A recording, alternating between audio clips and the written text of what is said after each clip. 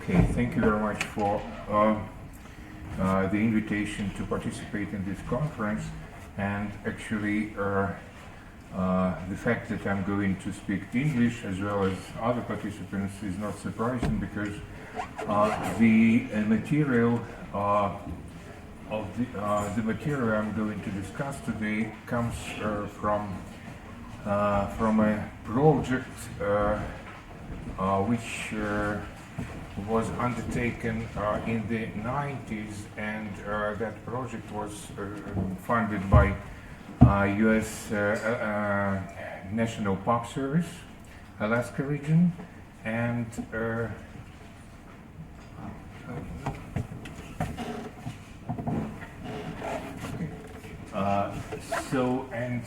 originally my co-author Peter Schweitzer, then the professor of University of Alaska Fairbanks, and now the professor at the University of Vienna, and myself, we actually did our work mostly in Alaska, and so all the reports and all the papers that we co-authored that stemmed from that project, they were in English.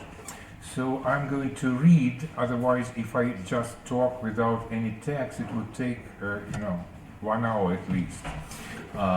So it would be easier to kind of to cut this talk, to make it shorter if I read. So, despite an international border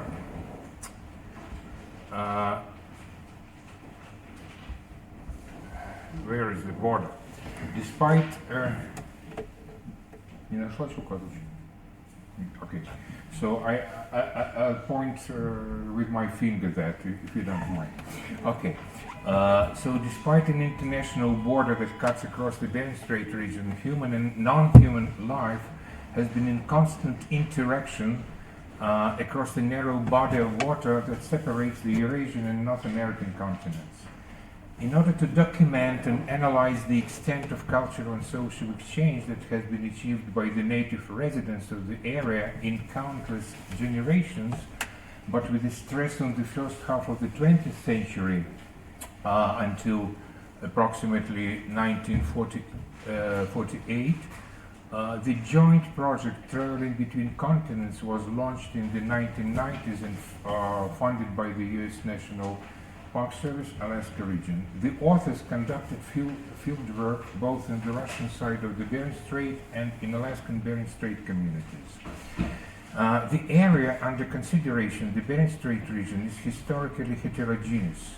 If one only counts broad ethnic and linguistic categories, Chukchi, Naukan Yupik, and Inupiaq, the latter two are also referred to as Eskimo, have to be considered.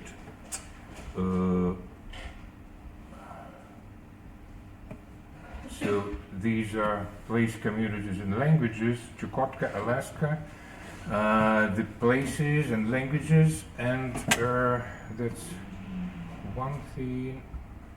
And this is the map where you can see all the villages that most of them we visited, practically all of them, and interviewed people there. And I would like to stress that that was an anthropological project, not pure linguistic project, with a sociolinguistic bias sometimes, but generally it was an anthropological project. So the focus of our study was on the communities most active in transcontinental contexts during the first half of the 20th century. Naukan, Big Diamond, Little Diamond, Cape Prince of Wales, and Teller, Nome, practically, and maybe Shishmarok to some extent. So the border line lies between these two islands. In Big Diamond, in Russian it's called Rachmanov Island, and Little Diamond on the American side.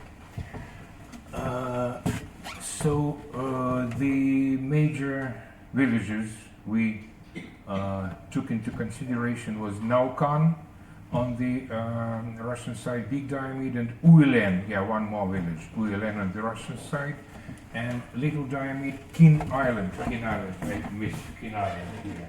It's uninhabited today, there's an abandoned village there only. Kin Island and Nome. Nome is the regional hub. The Eskimo communities of Naukan and Big Diamid are now both abandoned, and their former residents are dispersed all over Chukotka Peninsula. All the communities on the Alaskan side of the Bering Strait were and are inhabited by Inupiat, and 3 of them, Little Diamid, Wales and Nome, are still in existence. Wales, Little Diamid and Nome. The major method utilized for collecting oral histories on interethnic contacts in the Bering Strait, on the Bering Strait area, was structured interviews with open-ended questions. At the same time, we couldn't ignore published and unpublished folklore data, which exhibited a large degree of intersocietal exchange of songs, stories, and personal names.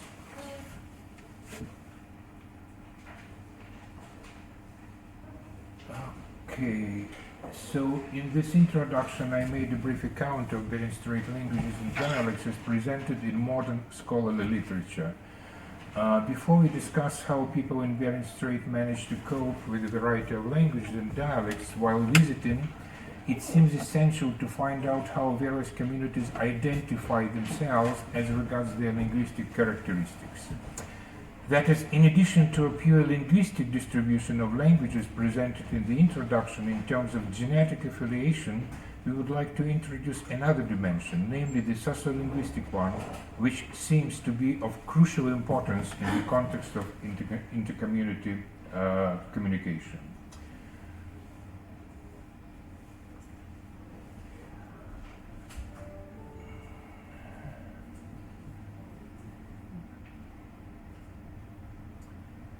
Once this dimension is introduced, we find out that the relative unity of Inupiaq dialects falls apart, and we encounter a highly diverse picture of sociolinguistic varieties. A striking illustration of mutual repulsion shows up through interviews telling about Little Diamid and Big Diamid idioms. From these interviews, we can see that Little Diamiders are persistent in stressing the unique character of their idioms. Definitely, Big Diamiders do not let down their former neighbors, and actually they also stress on the special character of their idiom. So it seems that the 3-mile watershed between the 2 Diamid Islands is to be found also in linguistic map. There is no doubt that other Inupiaq dialects, given their more distant geographical position, show even more differences. Of course, the distinctions within the Inupiaq dialectal chain, especially between Big Diamid and Little Diamid idioms, are hardly perceivable and probably show themselves in intonation, rhythm, and speed, that is, mostly prosodic features which are not phonologically relevant in Inupiaq. From the position of language structure, both idioms, Big Diamid and Little Diamid, should be certainly treated as one dialect or subdialect. Still, the emphasis on these tiny distinctions placed in all the interviews quoted above is of considerable significance from a sociolinguistic perspective. The members of different communities admit their relatedness. They say we could understand them, the others, but at the same time strive for additional identity markers distinguishing members from non-members on the basis of the language they speak. All individual evaluations of the distance between different idioms can be interpreted within a certain average standard for each community. However, among these individual evaluations, some extreme examples can be found. An impressive instance of such individual sociolinguistic perception comes from the memories of one old Shishmarov lady, up there in the north, who stated that the language of big diamond people, unlike those of little diamond people on the Russian side, was completely incomprehensible. Her memory is obviously prompted by later political events, and sociolinguistic and political boundaries make one and the same projection of her personal language map. As was discussed in the introduction, Naukan Yupik,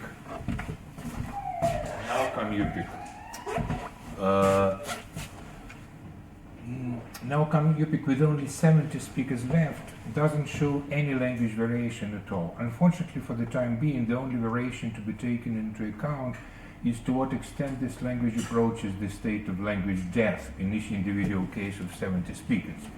The Chukchi language, spoken all over Chukotka with the exception of Naukan and St. Lawrence and Chaplina, which is close to St. Lawrence Island. The Chukchi language, perhaps even to a greater extent than Inupiaq, I'd like to remind, is spoken on the Alaskan side and on these two islands, big and middle diamonds. So the Chukchi language, perhaps even to a greater extent than Inupiaq, shows a vast dialectal diversification. Again, when speaking of language structure, this subdialectal distinction should not be overestimated. Bogaras had a reason for saying that the differences between the idioms of reindeer and maritime Chukchis are very inconsiderable, end of quote. However, in terms of communal identity, a lot of language distinctions are found even within coastal Chukchi communities. All our informers from the Chukchi coastal villages of Incheon, Ulian, and Olorina, these are Chukchi villages. So all the informers from these the mentioned above villages gave a detailed description regarding particular features of the idioms of all coastal villages. Structurally, it is of course one dialect. The distinctions were formulated in the following terms. There, that is the other communities, dialect is sharper or softer. They speak so fast that they do not pronounce word endings, or they speak as if they sing, or and so on and so forth. Clearly, all members of various Chukchi communities, exactly in the same way as Inupiaq people, fix certain language markers, again mostly prosodic, to distinguish between us and them. The emphasis on particular linguistic traits do not set up additional barriers for intercommunity communication, as this play-up is only prompted by strife for communal identity. The distinctions discussed above have little to do with language structures as they are, still turning to structural characteristics and genetic affiliation. We should keep in mind that there are 3 different native languages spoken in Bering Strait, which are considered mutually incomprehensible in linguistic analysis: Chukchi, Naukan Yupik, and Inupiaq. As was already mentioned in the introduction, the latter 2 languages, Naukan Yupik and Inupiaq, belong to the same language family. But as is often the case, related languages can be situated on one genetic tree, but on the branches that are very far from each other. Thus, in the first half of this century, the Bering Strait area comprised several communities with different languages, and it is known that at the same time it was the arena for all kinds of international affairs. Reasonably effective communication is a condition for more or less effective interrelationships in any multilingual area, and Bering Strait is no exception here. There are several reliable strategies to bridge the communication gap between groups speaking different languages. Bilingualism is the most common way to provide mutual understanding. The degree of bilingualism wasn't equal in all the study communities. It depended on the social and economic role of each community in the intercontinental network, as well as on a number of geographic, historical, and psychological factors. The highest level of bilingualism is found, not surprisingly, in the middle part of this continental route here.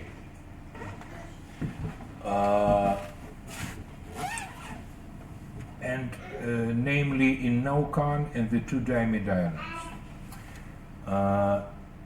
Okay, 5 minutes including discussion. Can I steal a couple of minutes from? Okay,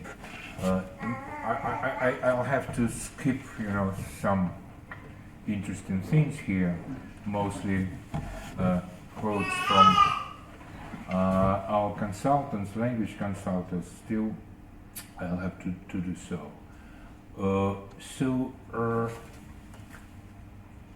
To cut the long story short, practically there was no bilingualism among the Chukchi people.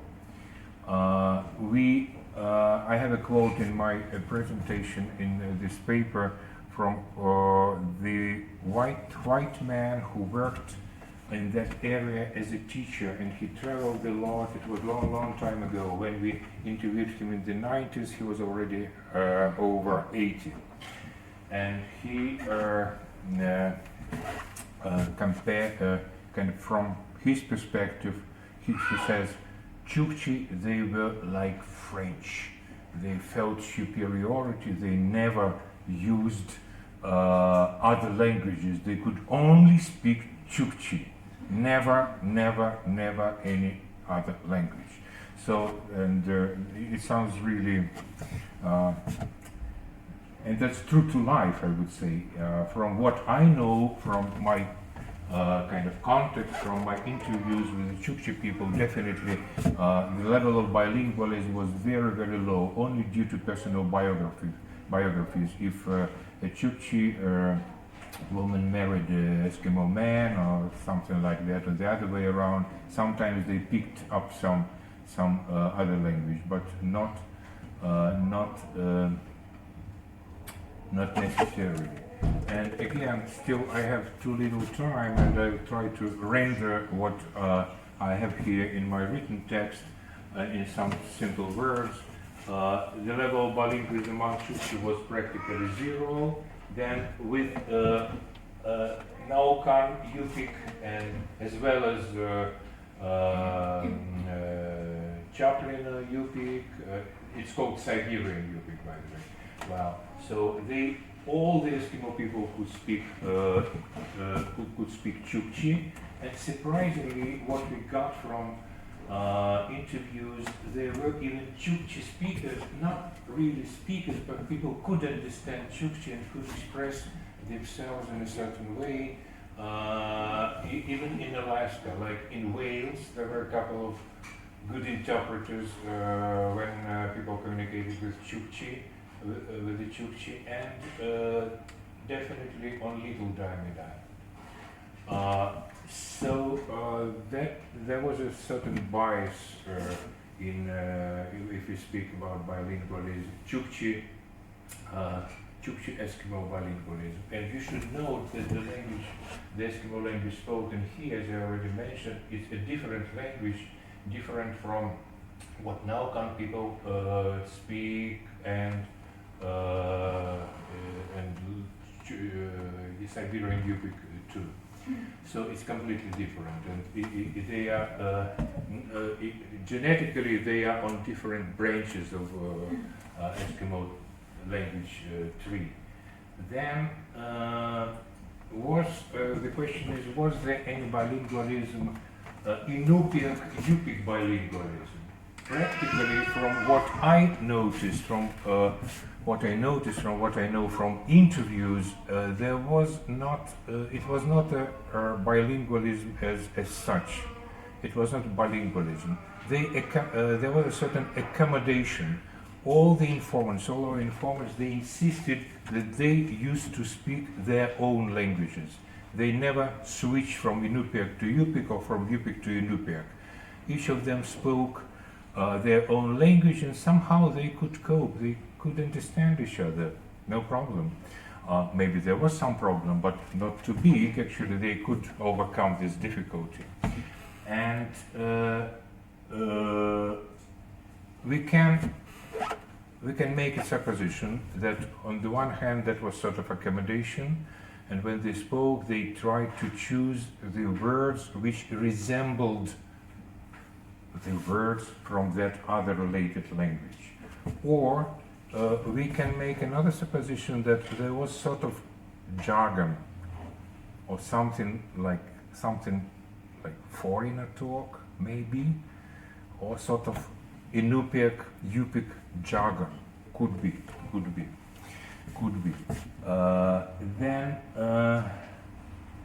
But we don't have any clear evidence about this jargon. But I would like to stress that the speakers of Inupiaq and Yupik, all of them, and modern speakers, they insisted that they used to speak their own languages while communicating to each other. Fortunately, the speakers of these languages never read any linguistic books, because if they saw these three in different branches and that the languages are so far from each other, maybe they would never even try to speak to each other because they're so far. But they did, no problem. Go ahead, and you can communicate. So that's how it was. In this respect, I would like to make a reference to a very famous work, or I would say works, about diffuse situation and focus situation. It's Lapage and Tabouret-Keller works. They had a couple of seminal works on this topic in connection with Creole languages in the Caribbean, but at the same time I think that's a general situation. It can be used for any similar situation in the world, including the Bering Strait area.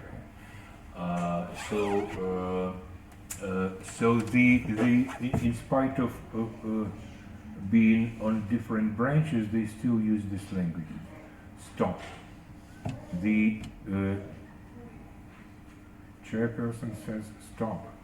I can maybe I can only give a couple of facts, 2 sentences, Catherine. Do you allow me to use another couple of facts more? It's in connection with other language varieties spoken here.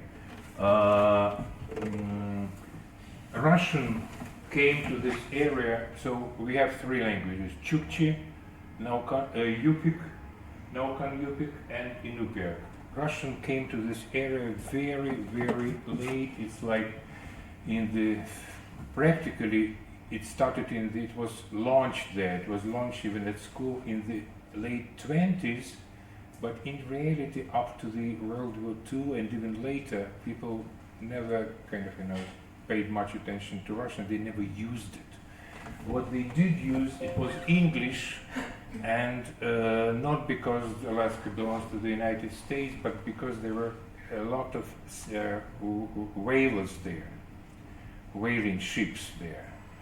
And on the one hand, these whaling ships brought English to some extent, but even more so, they brought nautical jargon, or pidgin, if you like this word more. But that was not really pidgin, probably that was sort of nautical jargon with a very high degree of variability.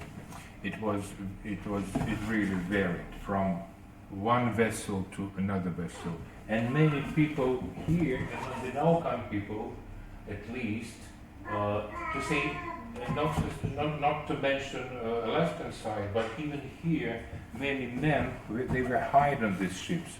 And then they came back home with the knowledge of this nautical jargon. Sometimes they took it for English, by the way. I have a lot of facts that they mix up these two notions, English and nautical jargon. They thought that they could speak English. So I have a lot of interesting material about this nautical jargon and about the interaction between this nautical jargon based on English, English-based nautical jargon, and Naukan Yupik and Siberian Yupik languages, and even Chukchi language. But I don't have time to speak about it. If you have any questions, I will be happy to give at least some more information. Thank you.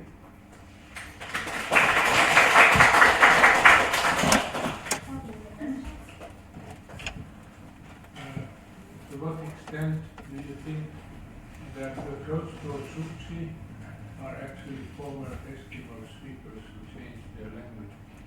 You didn't mention the group Kerek, but the Kerek Kerek certainly must have it was further to the Kerek, you said Kerek?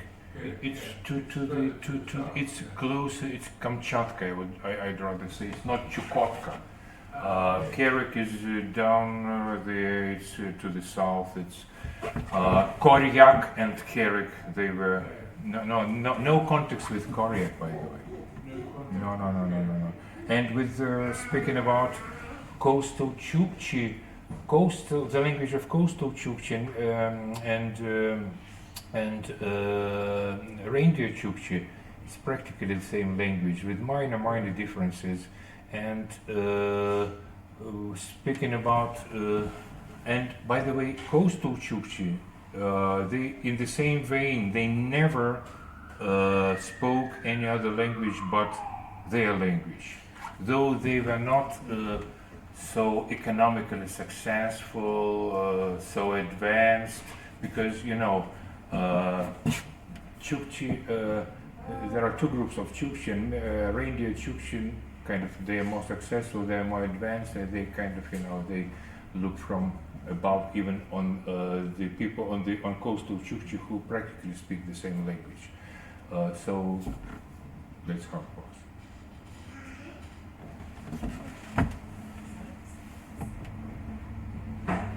What is the language of mass media education? Mass media today, but practically what we did in this project was an attempt to reconstruct what had been there in terms of linguistic situation, socio-linguistic situation, from 1898 to 1948. We took this period of time because we know that if you read Jack London's stories, it's a very important part there. All the people lived in Nome. There was gold rush. That's 1898, the start of gold rush. And Nome was founded, was established at that time. And 1984 was the time when the Soviet authorities closed Big Diamond. Today there are no people on Big Diamond, just coast guards.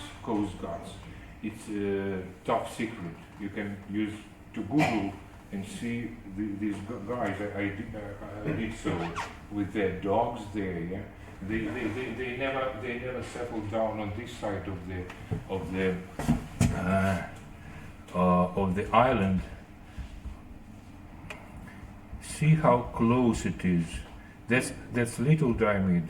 That's Little Diamond and Kin Island, abandoned village, Taylor, and I had a very nice picture, just to demonstrate how close it is. Where is it? I lost it. No, not this one. Yeah, here. See, this is Little Diamond, this is Big Diamond. You cannot see, while standing here, you can see Coast Guard because it's top secret there on the other side of the island. But it's approximately the same size as Little Diamond is. And it's Chukotka. You can see Chukotka. If you take a helicopter, or chopper as they call it in Alaska, you can see all of them at one glance. We tried to investigate how native people communicated with each other when they had this opportunity, because after 1948 those travels were stopped by the authorities. Thank you. Sorry, I think we have to stop here and move on.